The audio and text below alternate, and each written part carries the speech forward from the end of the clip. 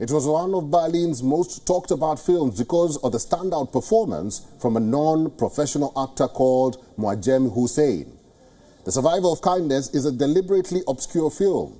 Hussein arrived in Australia some 17 years ago as a refugee from the Democratic Republic of the Congo and now earns a living as a social worker.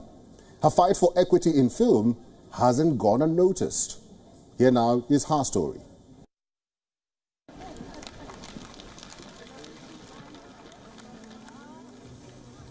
Mwajemi Hussein had never set foot inside a cinema before she auditioned for the lead role in a film.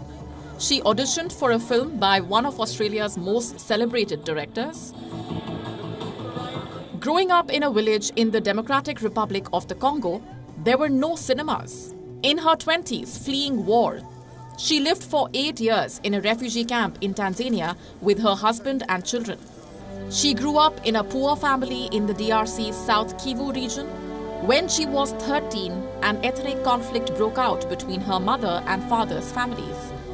Later, after the family was granted asylum in Australia, there was simply no time. With no dialogues, she captured her character's resilience, determination to stay alive, her compassion and her rage. Every gesture is beautifully expressive. I lived surviving every day because my family was poor where when I was living, when I was a teenager. It was not easy to find even food, shoes. As you can see, people are not sure how I made it walking barefoot. But it was part of my life because I grew up without shoes. I was going to school in high school without shoes. Rolf de Heer, a Dutch-born Australian director, explains how he scouted for Mwajemi and why she stood out for him.